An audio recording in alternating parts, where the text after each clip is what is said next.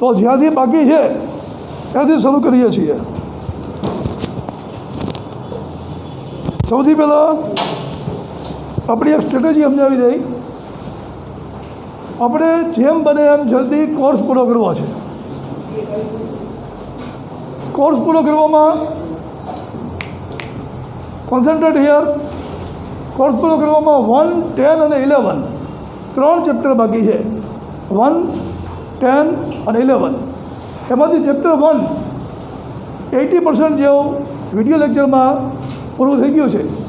જે video lecture એ સ્કૂલમાં ચલાવેલા છે, બરાબર, એ તમારે જોઈ લેવાના.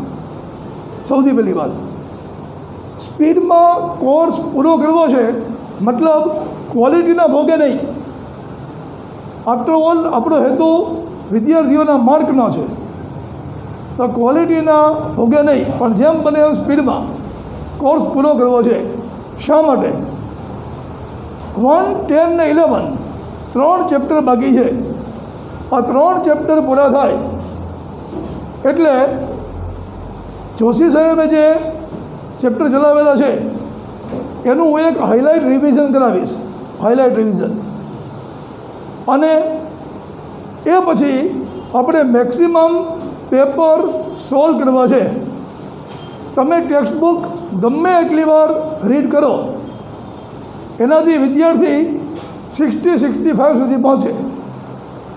80+, 90+ માત્ર અને માત્ર પેપર સોલ્યુશનથી જ આવે.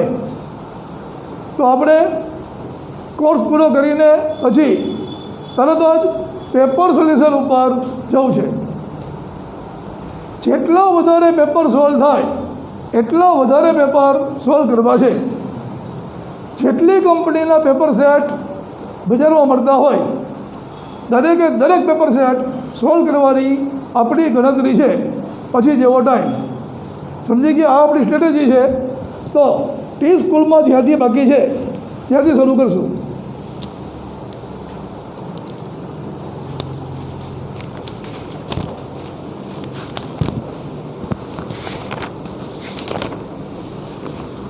જુઓ, પેજ નંબર 10 ઉપર આકૃતિ અને આલેખ દોરવા માટેના પ્રોગ્રામ ત્યાંથી બાકી છે.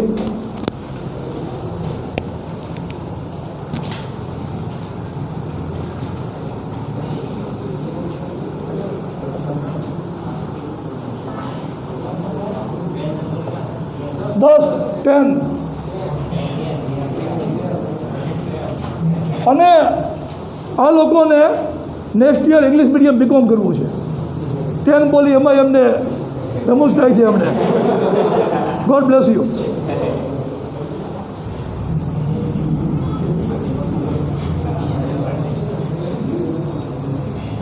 હવે થોડોક ઇંગ્લિશ સાથે તાલમેલ રાખવાનો. સુરેન્દ્રનગરમાં માત્ર એક જ કોલેજ ગુજરાતી મીડિયમની છે, બાકી બધી કોલેજ ઇંગ્લિશ મીડિયમ જ છે. સુરેન્દ્રનગર હવે એટલું અપડેટ થઈ ગયું છે, બરાબર. તો થોડુંક અંગ્રેજી સાથે તાલમેલ રાખવાનો. સૌ બહુ દેશી નહીં થવાનું.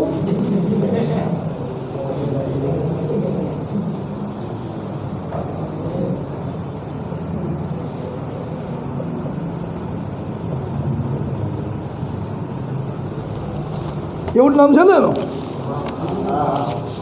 બરાબર. અર્થશાસ્ત્રમાં આલેખ. ચાલો તો આકૃતિ અને આલેખ દોરવા માટેના પ્રોગ્રામ. હવે જુઓ, અર્થશાસ્ત્ર છે એ માત્ર એક એજ્યુકેશનનો વિષય નથી, બરાબર. પ્રોગ્રામ એટલે કોમ્પ્યુટરના પ્રોગ્રામ.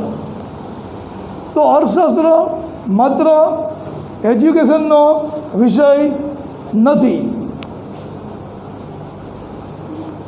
બેન્કિંગ અર્થશાસ્ત્ર છે. રિઝર્વ બેંકની પોલિસી અર્થશાસ્ત્ર છે. થોડા દિવસોમાં જે બજેટ બહાર પડશે કેન્દ્ર સરકારનું એ પણ અર્થશાસ્ત્ર છે. બિઝનેસના સમીકરણ અર્થશાસ્ત્ર છે. આયાત નિકાસની પોલિસી નીતિ અર્થશાસ્ત્ર છે. તો અર્થશાસ્ત્રનો એક નાનકડો ભાગ એજ્યુકેશન છે. એટલે સરકારને ઉપયોગી થાય એવા, આયાતકારો નિકાસકારોને ઉપયોગી થાય એવા બેંકોને ઉપયોગી થાય એવા ઘણા બધા કોમ્પ્યુટર પ્રોગ્રામ મળતા હોય છે, બરાબર. તો એટલા માટે કહે છે આકૃતિ અને આલેખ દોરવા માટેના પ્રોગ્રામ. ચાલો એમાં જુઓ, સામાન્ય વર્ડ ફાઇલમાં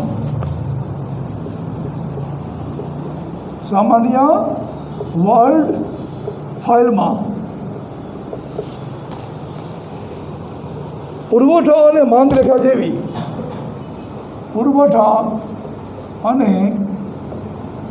રેખા જેવી આકૃતિઓ દોરી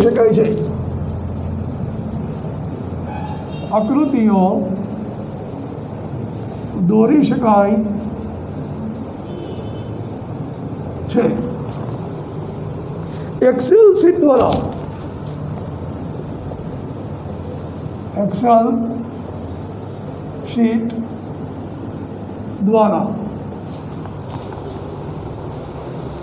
આંકડાકીય માહિતી માટે આકૃતિ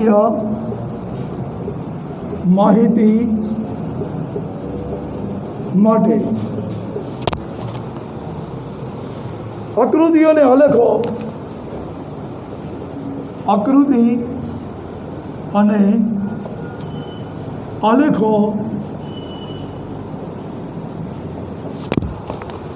સચોટ માપ પ્રમાણે દોરી શકાય છે.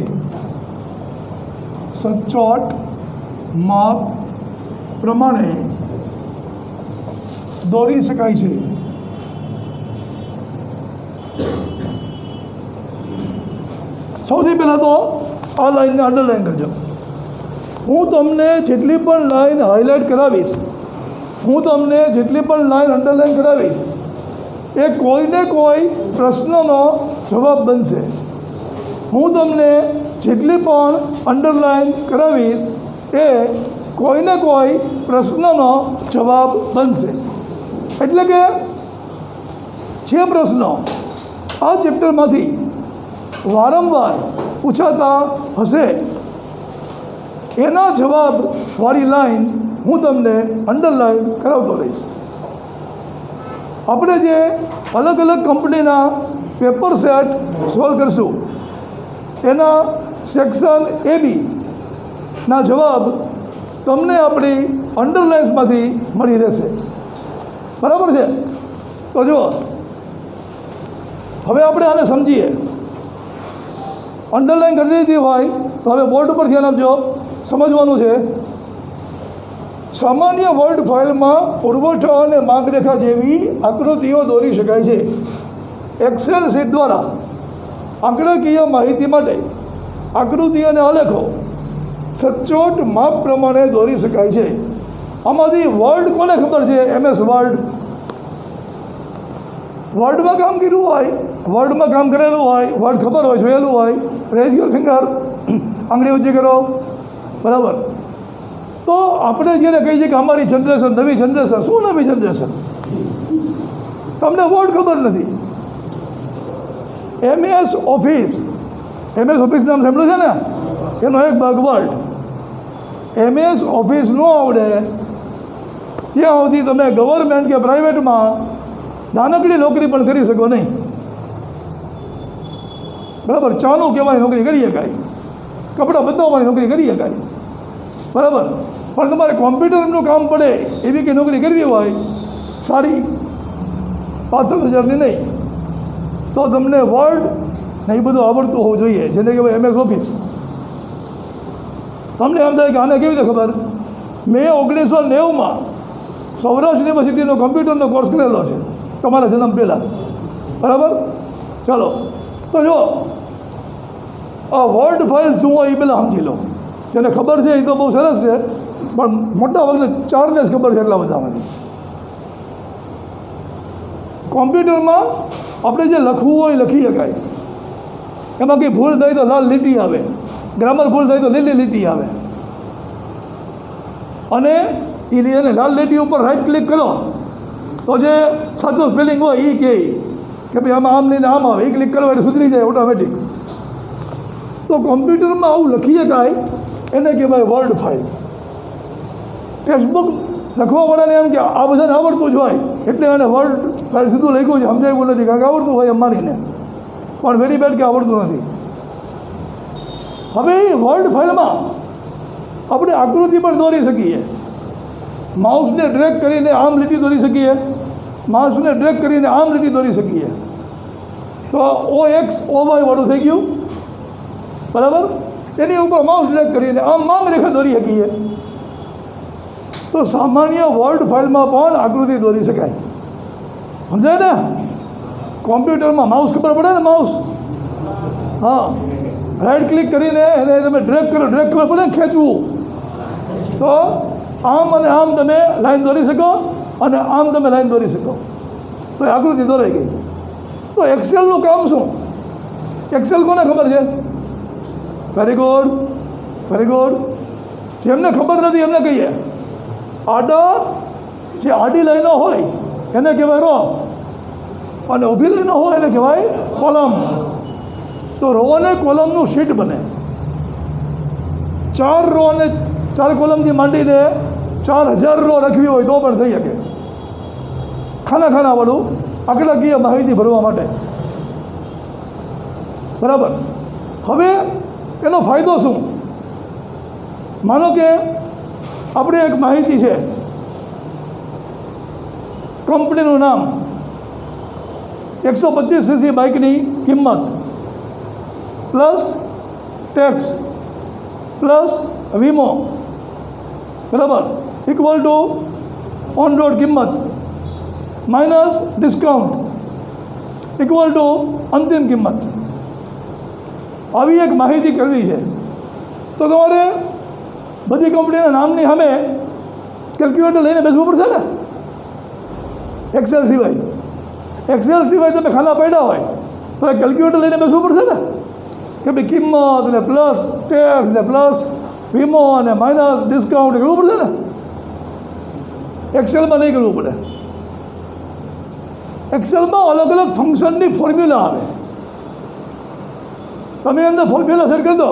Column number 1 plus column number 2 plus column number 3 is equal to column number 4 minus column number 5 is equal to column number 6. હવે તમે પહેલી કોલમમાં આંકડા ભરો, એની એને 67 બધા આંકડા કોમ્પ્યુટર પોતે ભરી દેશે. આને કહેવાય એક્સેલ. શું કહેવાય? એક્સેલ.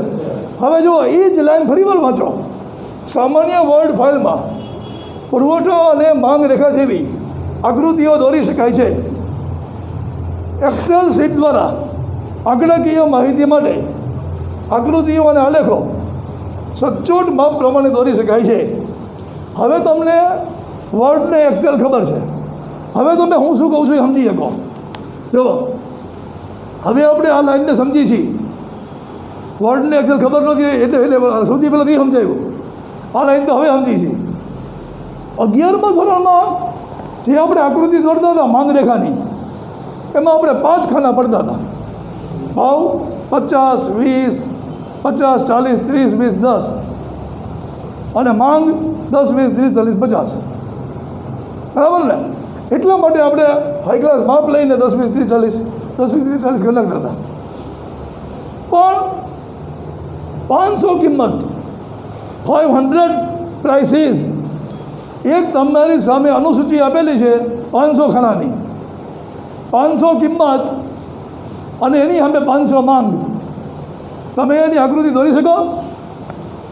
હ્યુમન બ્રેઇન ન દોરી શકે, બરાબર. નોટબુકમાં હમાય એવડા પન્નામાં 500ના ઝીણા સ્કેલ લેવા, કદાચ ચોખાના દાણા ઉપર લખવાવાળા હોય છે એના જેવા માણસો કદાચ એવું કરી નાખે, પણ પછી એના ટપકા મૂકવા, આ બેને ટપકું અહીંયા અને એ ટપકાની લાઈન બનાવી હ્યુમન બ્રેઇન ન કરી શકે, પણ કોમ્પ્યુટર કરી શકે. Artificial intelligence, AI, artificial intelligence computer કરી શકે. કેવી રીતે? સાંભળજો. એક્સેલ છે ને યાદ, 500 માંગ અને 500 કિંમત એક્સેલમાં બરાબર ભરી દીધી. હવે શીટ તૈયાર થયા પછી એક્સેલમાં રાઈટ હેન્ડ કોર્નર ઉપર ઓપ્શન આવશે show in diagram. Show in diagram. Show in diagram તમે ક્લિક કરશો એટલે ઓપ્શન આવશે કયા ટાઈપનો ડાયાગ્રામ. જેવું તમે કર્વ લખશો, કર્વ ક્લિક કરશો તરત જ આર્ટિફિશિયલ ઇન્ટેલિજન્સથી ચોકસાઈપૂર્વકનું માપ 500 એવી માંગ રેખા તૈયાર થઈને આવશે. સમજાણું?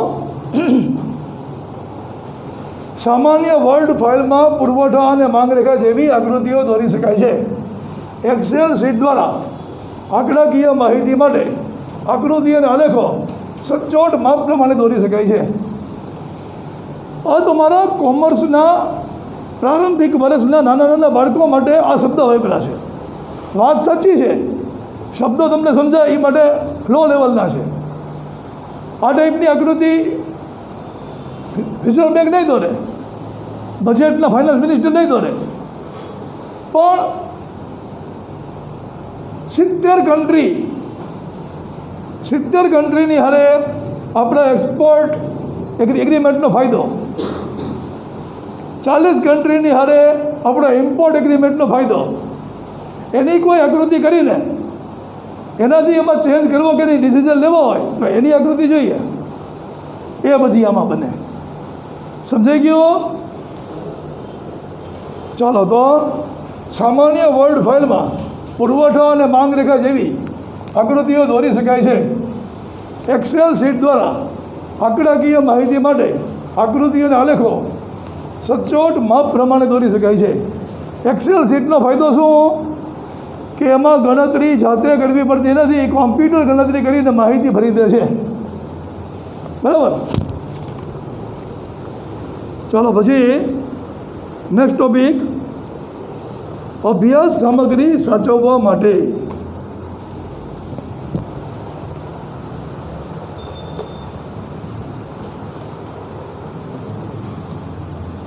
અભ્યાસ સામગ્રી સાચવવા માટે. તો ચાલો રીડ કરો એને. ચાલો ભાઈ, રીડ કરો. અભ્યાસ સામગ્રી સાચવવા માટે.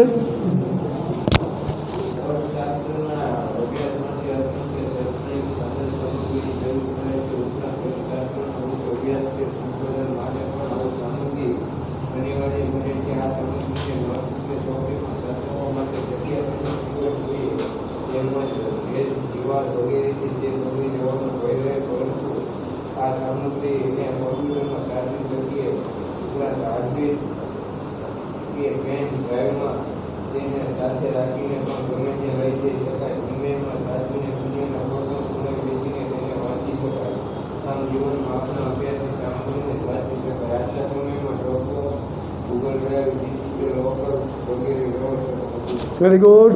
જો એમાં આટલી લાઈન અંડરલાઈન કરો. જેટલું અંડરલાઈન કરાવીશ બધું કોઈને કોઈ પ્રશ્નનો જવાબ બનશે.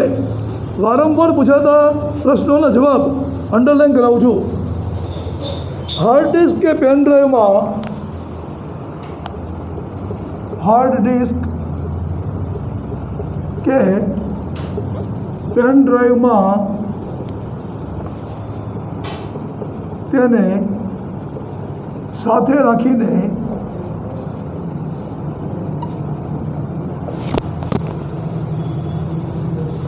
ગમે ત્યાં લઈ જઈ શકાય. ગમે ત્યાં લઈ જઈ શકાય.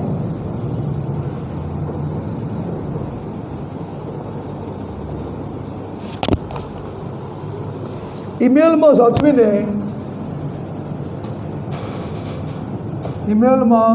સાચવીને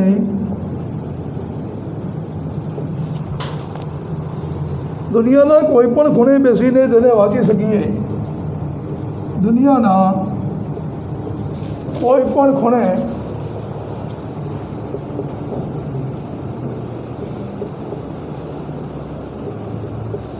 તેને બેસીને વાંચી શકીએ.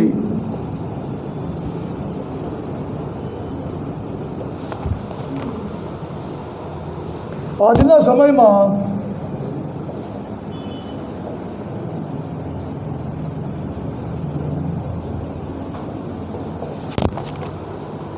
ડ્રોપબોક્સ, ગૂગલ ડ્રાઈવ,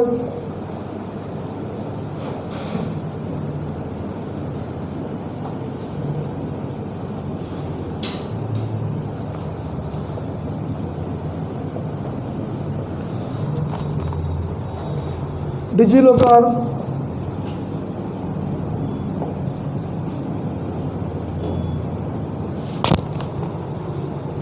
વગેરે વ્યવસ્થાઓ પણ ઉપલબ્ધ છે. વગેરે વ્યવસ્થા પણ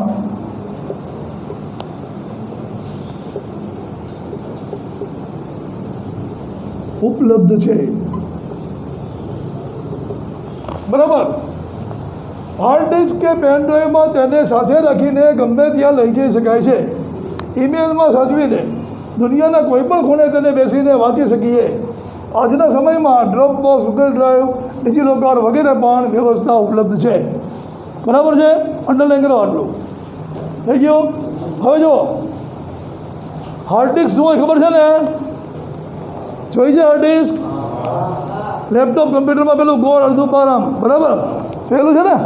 હા, સીડી નહીં હો. હા એમ. તો જો હાર્ડ ડિસ્કની અંદર ઘણી બધી મોટી માહિતી સંભાળી શકે. લેપટોપ, પીસી એ બધાની મેમરી હાર્ડ ડિસ્ક હોય. બરાબર. પેન ડ્રાઈવ તો તમે જોઈ જ છે, બરાબર ને?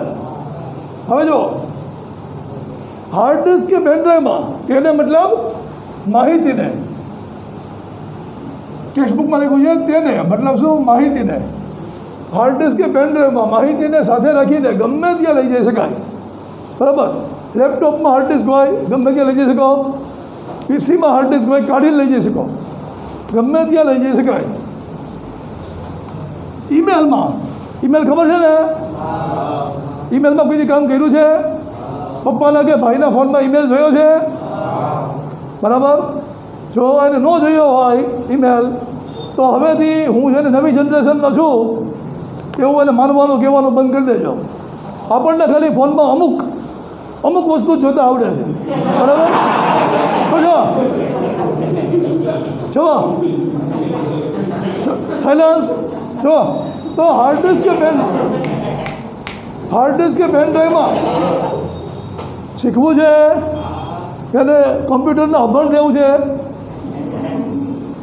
ભવિષ્યમાં કોઈ ઓફિસમાં સિલેક્ટ થઈ ગયા પછી એમ કે હવે તું ચાલુ કહેવામાં રહી જા ભાઈ, કમ્પ્યુટર તો આવડતું નથી, એવું અપમાનિત થવું છે તો હસવાનું બંધ કરે. અહીંયા ધ્યાન આપ.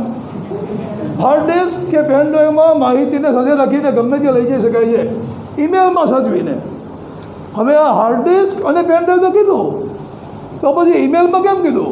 પેન ડ્રાઈવમાં ગમે તે ખૂણે ન જોઈ શકાય દુનિયાના. પેન ડ્રાઈવ ખીચામાં રાખીને ન્યુયોર્ક જઈને ત્યાં જઈને જોઈ લે. હાર્ડ ડિસ્ક લેપટોપમાં રાખીને ન્યુયોર્ક જઈને જોઈ લે. તો કેમ ઈમેલ જુદું પડ્યું? ઈમેલમાં સાચવીને દુનિયાના કોઈ પણ ખૂણે વાંચી શકીએ. આગળ જુદું કેમ પડ્યું? જેવું હાર્ડ ડિસ્ક, જેવું પેન ડ્રાઈવ હોય એવું જ નહીં ઈમેલ. અહીંથી એક ક્વેશ્ચન શરૂ થાય. સોફ્ટ કોપી કોને કહેવાય અને હાર્ડ કોપી કોને કહેવાય? ખબર છે કોઈને? જો જનરલી કોમ્પ્યુટરના અભણ માણસો એવું માનતા હોય કે ભાઈ કોમ્પ્યુટરમાં હોય બધું સોફ્ટ કોપી, કાગળ ઉપર હોય છપેલું કે લખેલું, તો હાર્ડ કોપી.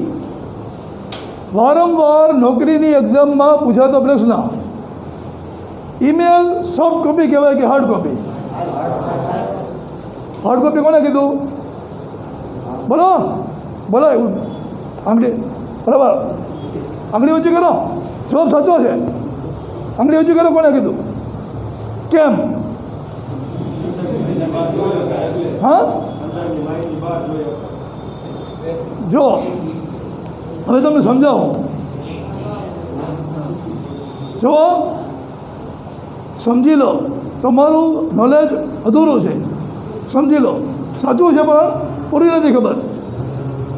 હાર્ડ કોપી એને કહેવાય કે જે ડિવાઇસ નાશ પામે. ડિવાઇસ ખબર પડે ને? આપણો ફોન, લેપટોપ કે પીસી. આપણે જે ડિવાઇસમાંથી કોપી ક્રિએટ કરી હોય કે જે ડિવાઇસમાં સેન્ડ કરી હોય એ ડિવાઇસ નાશ પામે, બંને ડિવાઇસ, તો પણ એ કોપી રિકવર થઈ શકે, એને હાર્ડ કોપી કહેવાય. આ હાર્ડ ડિસ્ક ફેલ થઈ ગઈ પછી જે અંદર ફાઇલ હોય એ કોઈ રિકવર નહીં કરી શકે. ગયું હાર્ડ ડિસ્કમાં ફોટા હતા પણ ખુલતી જ નથી. ગયું ને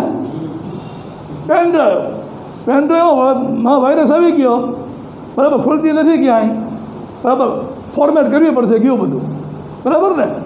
પણ ઈમેલમાં એક ઈમેલ મેં તમને સેન્ડ કર્યો, મારો ને તમારો બેના ફોન ખોવાઈ ગયા, બરાબર, મળતા નથી હવે. તો એ છે ને ઈમેલ રિકવર થાય કે ન થાય? જ્યાં પણ આપણે આપણું ઈમેલ આઈડી ખોલી શકશું ત્યાં આપણા સેન્ટ આઇટમમાંથી નીકળશે અને જેને મોકલ્યો છે એના ઓલા ઇનબોક્સમાંથી નીકળશે. ફરીવાર આપણે છે ને ઈમેલ રિકવર કરી શકશું. તો ડિવાઇસ નાશ પામે, ડિવાઇસ એટલે ફોન, લેપટોપ, એવું બધું, ડિવાઇસ નાશ પામે તો પણ કોપી રિકવર થાય, એને કહેશું હાર્ડ કોપી. તો ઈમેલ હાર્ડ કોપી છે, આ બે સોફ્ટ કોપી છે, એટલા માટે એને જે ઓલા જુદું પાડ્યું છે. ઈમેલમાં સાચવીને દુનિયાના કોઈ પણ ખૂણે તેને બેસીને વાંચી શકીએ. પછી પાછળ આ બધું લાગ્યું છે એ શું છે? તો ઘણીવાર મોટા ભાઈ બહેન તમને વાત કરતા તમે સાંભળતા હશો. તમારી પાસે તો ડ્રાઇવિંગ લાઇસન્સ નહીં હોય પણ મોટા ભાઈ બહેનને તમે વાત કરતા સાંભળતા હશો કે એવા ડોક્યુમેન્ટ સાથે લઈને ના ફરાય, બરાબર, મોબાઈલમાં દેખાડી દેવાના. એ મોબાઈલમાં ક્યાં ફોટા પડીને ફોટો ન હાલે, બરાબર, ગેલેરીમાંથી ડ્રાઇવિંગ લાઇસન્સનો ફોટો દેખાડો ન હાલે. એ તમારે ડિજિટલ લોકરમાં કોઈ પણ ડોક્યુમેન્ટ સેવ કરી શકો, કોઈ પણ ડોક્યુમેન્ટ, અને એને માન્ય રાખવામાં આવે. સમજાણું? તો ડોક્યુમેન્ટને સેવ કરવાનું, ડોક્યુમેન્ટને સેવ કરવાનું એક ડિવાઇસ, એક જાતનું સોફ્ટવેર, એને કહેવાય ડિજિલોકર. જો હવે તમને એકદમ ક્લિયરલી ટ્રાન્સપેરન્ટ સમજાશે. હાર્ડ ડિસ્ક કે પેન ડ્રાઈવમાં માહિતીને સાથે રાખીને ગમે ત્યાં લઈ જઈ શકાય, ઈમેલમાં સાચવીને દુનિયાના કોઈ પણ ખૂણે તેને બેસીને વાંચી શકીએ. આજના સમયમાં ડ્રોપબોક્સ, ગૂગલ ડ્રાઈવ, ડિજિલોકર વગેરે વ્યવસ્થા પણ ઉપલબ્ધ છે. આવડી ગયું? ચલો પછી અન્ય સાધનો, ચલો ભાઈ રીડ કરો અન્ય સાધનો.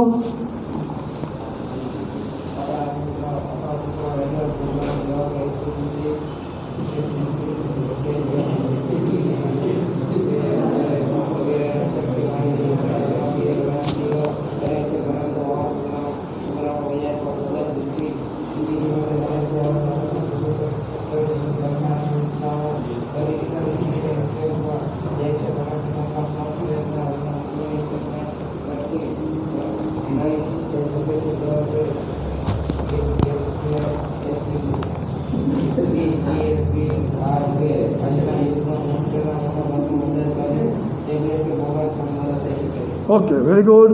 હવે જુઓ, આટલી લાઈન અંડરલાઈન કરો. પરંતુ આવા પ્રોગ્રામ બજારમાં ખૂબ જ ઊંચી કિંમતે મળે છે. આવા સાધનો સંશોધન કરનાર સંસ્થાઓ ખરીદીને ઉપયોગમાં લે છે, પરંતુ કેટલાક સોફ્ટવેર વિના મૂલ્યે ઇન્ટરનેટ પરથી પ્રાપ્ત થઈ શકે છે. હવે આ તો બે જેમની વાત કરી ભાઈ, ટેક્સ્ટબુકમાં કંઈ ભૂલ ન કહે છે. એક બાજુ કહે છે કે ખૂબ જ ઊંચી કિંમતે મળે છે, બીજી બાજુ કહે છે કે વિના મૂલ્યે પ્રાપ્ત થાય છે. આ બે કેવી રીતે બને? આ બે બને? Very good. જુઓ, ના ના સત્ય વાત છે એની. જુઓ, આ બે કેવી રીતે બને સમજાવો. તમે લોકો કોઈ પિક્ચર નેટ ઉપર જુઓ, બરાબર, એમેઝોન પ્રાઇમ વિડીયોમાં, તો એના પૈસા થશે, બરાબર. પણ એ જ તમે થોડું જૂનું થાય પછી યુટ્યુબ ઉપર જોઈ લો છો તો એ પૈસા થતા નથી. તો એને એમેઝોન પ્રાઇમ વિડીયોના પૈસા કેમ ભરવાના? સમજાણો તમને? સમજાણો? હવે જો ઉભા રહો ધીમે ધીમે. આમાંથી મોટા ભાગના માટે મોબાઈલ ને લેપટોપ એટલે સોંગ્સ ને ફિલ્મ, એટલા માટે આપણે એમને સમજાય એ ભાષા કીધી. હજી આપણે મૂળ વાત ઉપર આવવાનું બાકી છે. તો એવી જ રીતે તમે બાયજૂસ કે પછી અરિહંત, એ બધાના એજ્યુકેશનલ લેક્ચર ભરવા હોય, બરાબર. અરિહંતમાં તમારે એક ચેપ્ટર શીખવું હોય, entry and exit of partners, બરાબર, તો તમારે એના રૂપિયા થાય, 1.5 લાખ રૂપિયા ફી હોય, બરાબર. પણ તમે એ જ ચેપ્ટર યુટ્યુબમાં એન્ટર કરો કે entry and exit of partners accountancy, તરત જ યુટ્યુબમાં આવશે. તો બે કેવી રીતે બન્યું? યુટ્યુબમાં જો ફ્રી મળે છે તો પછી બાયજૂસવાળો અને અરિહંતવાળો આટલા બધા મોંઘા કેમ વેચે છે? આ બે છે ને. હવે જો આ શું છે આપણે સમજી લઈએ. સૌથી પહેલી વાત તો જ્યારે અમે પૂછીએ કે ભાઈ આ કોને આવડે છે, ત્યારે જેને આવડતું હોય એ આંગળી ઊંચી કરે છે. તો એક હ્યુમન બિહેવિયર છે કે મને જે આવડે છે એ લોકોને ખબર પડે કે હું કેટલો હોશિયાર છું, કે હું કેટલી હોશિયાર છું. એક હ્યુમન બિહેવિયર છે. તો એ માટે ઘણા બધા આવા એક્સપર્ટ લોકો નેટ ઉપર પોતાનું નોલેજ શેર કરતા હોય છે, બરાબર. બીજી વાત, તમે જે યુટ્યુબ ઉપર જોવો છો તો મૂકનારા યુટ્યુબ ઉપર એ બધું કેમ મૂકે છે? કેમ? યુટ્યુબવાળા પૈસા આપે એમને? તો વેરી ગુડ, વેરી ગુડ. જુઓ, દરેક વિડીયોની શરૂઆતમાં બોલે છે કે અંત સુધી વિડીયો જોજો અને સબસ્ક્રાઈબ કરજો. એ કેમ બોલે છે? બે લાઇકનને આની હારે લાગતું વળગતું નથી, એ તારા વિડીયો માટે છે. જો જેટલું વધારે સબસ્ક્રિપ્શન થયું હોય એટલું જાહેરાતમાં, એડવર્ટાઇઝમેન્ટમાં પ્રાયોરિટી મળે. સમજી ગયા શું છે આખું રહસ્ય? સમજી ગયો છે? એડવર્ટાઇઝમેન્ટ આપવાવાળાને યુટ્યુબની એવી ચેનલમાં એડવર્ટાઇઝમેન્ટ આપવી છે કે જે વધારે જોવાતી હોય,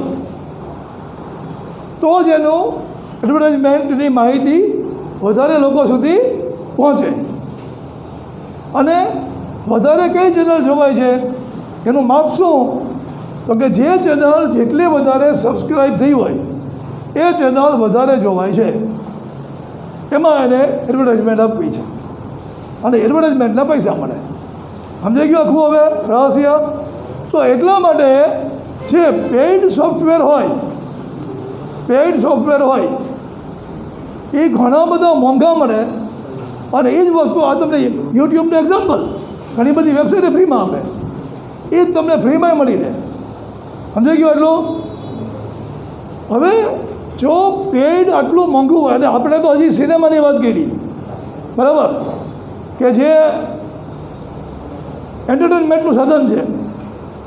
હજી જ્યારે બેન્કિંગ, બજેટ, જીએસટી એ બધું પ્યોર બિઝનેસની વાત હોય ત્યારે હજી મોંઘું થઈ જાય. એ વસ્તુ ઘણી બધી મોંઘી થઈ જાય.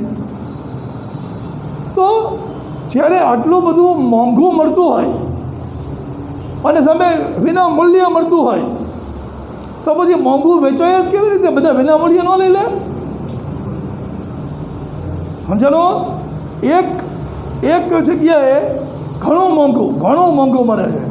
જીએસટીનું સોફ્ટવેર, જીએસટીની માહિતી, આરબીઆઈની પોલિસીનું સોફ્ટવેર, આરબીઆઈની પોલિસીની માહિતી એક જગ્યાએ ઘણી મોંઘી મળે છે, એક જગ્યાએ ફ્રીમાં મળે છે. તો પછી બધા ફ્રીમાં જ લે ને, મોંઘું કેમ લે? અહીંથી શરૂ થાય છે ટેક્સ્ટ બુકનો નવો ટોપિક. શું નામ છે એનું? કોમ્પ્યુટર ટેકનોલોજીના ઉપયોગ અંગેના ભયસ્થાનો. એમાં ભયસ્થાન છે ભાઈ.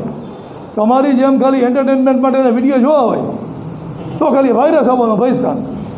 પણ તમારે બિઝનેસ માટે, કરોડો રૂપિયાના વહીવટ માટે તો એક જગ્યાએ ફ્રી મળતું હોય, એક જગ્યાએ સસ્તું મળતું હોય, એક જગ્યાએ મોંઘું મળતું હોય, પણ એ વિશ્વસનીય હોય ત્યાંથી જ લેવાય.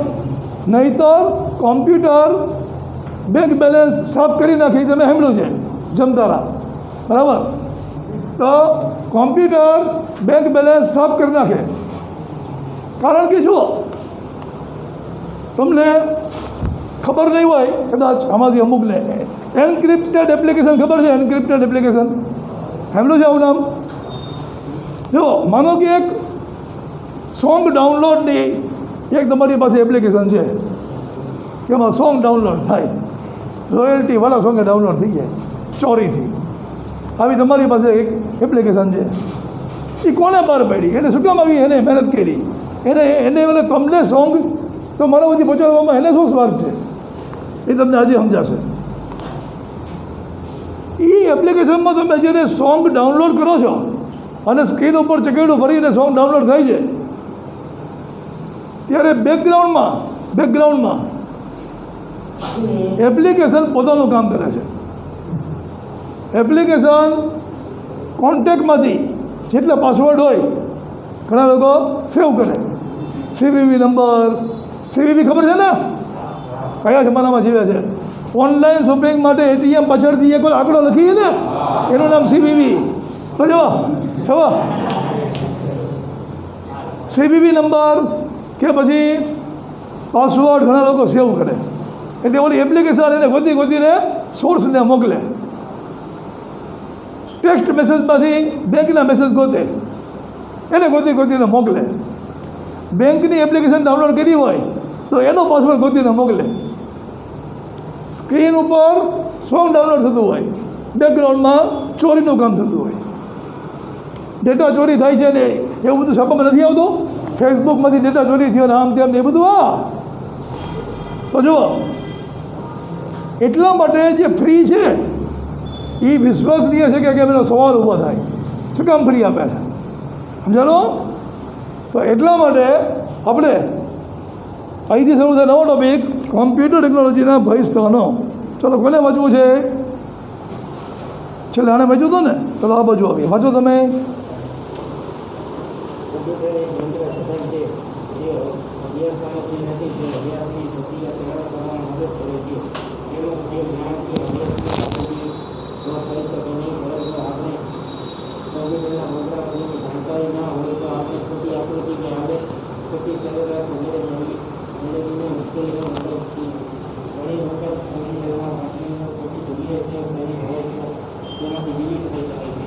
Very good. હવે જુઓ, સૌથી પહેલાં તો કોમ્પ્યુટરમાં ખોટી માહિતી હોય, આપણે કોઈ પણ ડિસિઝન લેશું માહિતીના આધારે ડિસિઝન લેશું ને. ઇન્ટરવ્યૂ આપવા જવાનું હોય, બરાબર, તો આપણી પાસેથી હોલ ટિકિટ ખોવાઈ ગઈ છે, બીજાને પૂછ્યું વડોદરાનું એડ્રેસ શું હતું, એણે આપણને વોટ્સએપ કર્યું એડ્રેસ. એકચ્યુઅલી એનું એડ્રેસ હતું, આપણું કંઈક જુદું હતું, માહિતી ખોટી હતી, આપણે ઇન્ટરવ્યૂ ચૂકી ગયા. સમજાણો ને? તો ખોટી માહિતીના આધારે લેવાયેલો બિઝનેસ ડિસિઝન ખોટો સાબિત થાય. અહીં તમે ઇન્ટરવ્યૂ ચૂકી ગયા ત્યાં તમારે બિઝનેસ બંધ કરવાના વારા આવે, બરાબર? તો ખોટી માહિતી બહુ જોખમી સાબિત થાય. હવે ખોટી માહિતી હોય શું કામ? ઇન્ટરનેટમાં ખોટી માહિતી હોય શું કામ? તો કે બે કારણે હોય. ફર્સ્ટ, ચોર લોકો ખોટી માહિતી મૂકે, લોકો આકર્ષાય, એનું સોફ્ટવેર એન્ટર થાય અને એ એમના ફોનની બધી વિગત મેળવીને એમનું કામ શરૂ કરે. એ માટે ખોટી માહિતી. અને બીજું, અમુક લોકોને ખબર ન હોય કે ભાઈ એ જે માહિતી અપલોડ કરે છે એ ખોટી છે, એને પોતાને ખબર નથી. એને જ્યારે 2 દિવસે કે 2 વર્ષે ખબર પડે કે ઓલી માહિતી ખોટી હતી, ત્યારે એને ઓલા બીજા ઘણા કામ ધંધા હોય, પહેલાં અપલોડ કરેલું હવે સુધારવા જાય નહીં, ભલે પડ્યું. સમજાણું? તો આવી રીતે નેટ ઉપર 2 પ્રકારની ખોટી માહિતી આવે. એક ઇરાદાપૂર્વક ખોટું લખેલી અને બીજી કે ભૂલથી ખોટી મૂકેલી. હવે કોમ્પ્યુટર હ્યુમન બ્રેન નથી. હ્યુમન બ્રેન સમજી શકે, બરાબર? એક માણસ મને બિઝનેસની મોટી ઓફર કરે, પણ એના પહેરવેશ, એના શબ્દોનું સિલેક્શન, એ બધા ઉપરથી મને ખબર પડી જાય. એની વાતની ક્વોલિટી, એનાથી મને ખબર પડી જાય કે આ માણસ જેટલું કહે છે એટલો મોટો બિઝનેસમેન છે કે નહીં. તો હું એની વાતમાં ન આવું. કોમ્પ્યુટરને આ ખબર ન પડે. કોમ્પ્યુટરને આ ખબર ન પડે કે મારામાં માહિતી અપલોડ કરનાર એ પોતે આ માહિતી અપલોડ કરી શકે એવી ક્વોલિટીવાળો છે કે એ ખબર ન પડે એને. એ તો માહિતી અપલોડ કરવાની સિસ્ટમથી માહિતી અપલોડ થાય એટલે એ અપલોડ કરી દે. બરાબર. બીજું કે આપણે માણસની વાતો, માણસની આંખના ભાવ એ બધા ઉપરથી એનો ઈરાદો પામી જાય, કોમ્પ્યુટર ન પામી શકે. તો આ બે કારણે કોમ્પ્યુટરમાં ખોટી માહિતી આવે અને આપણે એનાથી સાવધાન રહેવું પડે. હવે નવો ટૉપિક છે ઇન્ટરનેટ ટેકનોલોજી. બરાબર. નવો ટૉપિક આવે છે ઇન્ટરનેટ ટેકનોલોજી. એમાં જો શું લખ્યું છે, ઇન્ટરનેટ એ, આને અંડરલાઈન કરજો, ઇન્ટરનેટ એ ડિજિટલ ટેકનોલોજીનું એક સ્વરૂપ છે. ડિજિટલ ટેકનોલોજીનું એક સ્વરૂપ છે. વારંવાર પૂછાતો પ્રશ્ન, ઇન્ટરનેટ શેનું સ્વરૂપ છે? ઇન્ટરનેટ ડિજિટલ ટેકનોલોજીનું એક સ્વરૂપ છે. પછી નીચે લાઈનમાં જુઓ, અભ્યાસમાં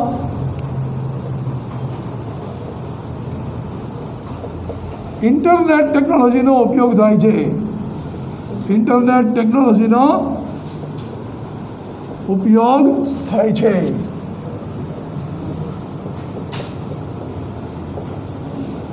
બરાબર. ઇન્ટરનેટ ડિજિટલ ટેકનોલોજી છે અને અભ્યાસમાં પણ આપણે તો લોકડાઉનમાં નેટથી ભણ્યા. બરાબર. લોકડાઉનમાં પણ નેટનો ઉપયોગ થાય છે. ચલો હવે અભ્યાસ એટલે ટ્યુટોરિયલ. બરાબર. ટ્યુટોરિયલ એટલે ક્લાસરૂમમાં જે કંઈ ભણાવાય એને કહેવાય ટ્યુટોરિયલ. તો અત્યારે હું તમને ભણાવું છું એ પણ કહેવાય ટ્યુટોરિયલ.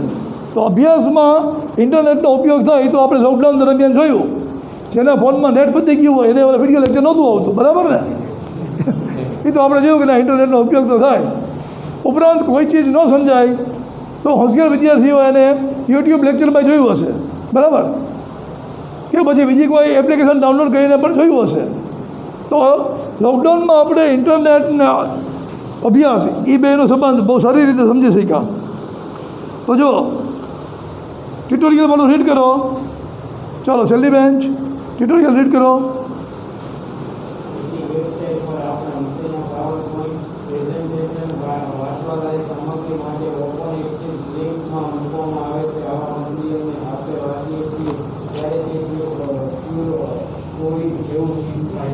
ચલો પાવર પોઈન્ટ પ્રેઝન્ટેશન આ તમારે એસપીસીસીમાં આવે છે. બરાબર. એ હોય શું? MS ઓફિસ તો ખબર છે જ નહીં આપણને, એમાં આવે આ MS વર્ડ, MS ઓફિસમાં આવે, એક્સેલ MS ઓફિસમાં આવે, પાવર પોઈન્ટ પણ એમાં જ આવે. સારી કોલેજમાં PPT કહે. બરાબર. સારી કોલેજમાં એડમિશન લેવું હશે તો ત્યાં જે ઇન્ટરનલ માર્ક આપશે સેમિસ્ટરના, એ ઇન્ટરનલ માર્ક PPT પ્રેઝન્ટેશનના આધારે આપશે. સુરેન્દ્રનગરમાં એકમાત્ર MPSA કોમર્સ કોલેજ એ PPT કરાવડાવે છે. બરાબર. તો PPT એટલે શું?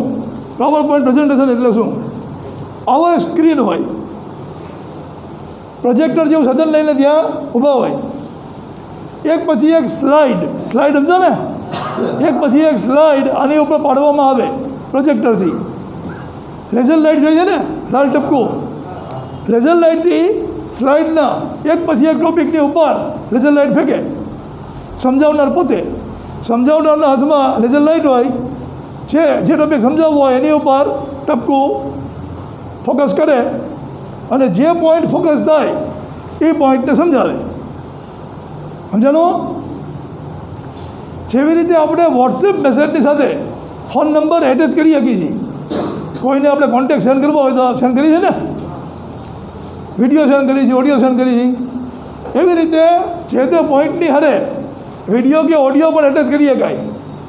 એ પોઈન્ટને સમજાવવા માટે કોઈ વિડીયોની જરૂર હોય તો એ ત્યાં ઊભા એક બટન દબાવીને વિડીયો સમજાવીને વિડીયો પૂરો થાય એટલે ફરી વાર સ્ક્રીન આવી જાય, સમજાવે. સમજાણું? પછી એ સ્લાઇડ જાય એટલે બીજી સ્લાઇડ આવે, એમાં સમજાવે, ત્રીજી સ્લાઇડ આવે, એમાં સમજાવે. જેમ કે સ્કૂલો શરૂ કરવાની હતી તો શિક્ષણ મંત્રી અને શિક્ષણ ખાતાના ઓફિસર્સ એનું એક પાવર પોઈન્ટ પ્રેઝન્ટેશન રાખ્યું હતું કે જેની અંદર કેવા નિયમોથી સ્કૂલો શરૂ કરવાની છે, સ્કૂલોને કેવા પરિપત્ર મોકલવાના છે અને એનું પાલન કઈ રીતે કરાવડાવવાનું છે, એનું જે સરકારી ઓફિસર્સને માર્ગદર્શન આપવામાં આવે તો એમાં આનો ઉપયોગ થાય. એક જ માહિતી ઘણા બધા લોકોને એક સાથે સમજાવી હોય અને અસરકારક રીતે સમજાવી હોય ત્યારે આ પાવર પોઈન્ટ પ્રેઝન્ટેશન પીપીટીનો ઉપયોગ થાય. એ પણ MS ઓફિસમાં આવે. MS ઓફિસ શીખી લેવાનું બહુ સહેલું છે, કોર્સ કરવાની જરૂર નથી, ઘરે પણ શીખી શકો. બરાબર, કોર્સ કરવા જાઓ એટલે એ લોકો તમને મોંઘી ફી કે એકચ્યુઅલી 3 થી 4 દિવસમાં શીખી શકો, પણ એને તમને મહિનો 2 મહિનાનું કહે, કારણ કે 3-4 દીની ફી શું લે એટલે 3-4 દી નો કે, બાકી શીખી શકે 3 થી 4 દીમાં. બરાબર, તો પીપીટી સમજી ગયા. કેટલા વાગે સુધીનો ટાઈમ હોય છે? 9:50 હોય છે. બરાબર, 9:50 છે એટલે આપણે ત્વરિત શિક્ષણ કે જાણકારીથી બાકી છે. બરાબર.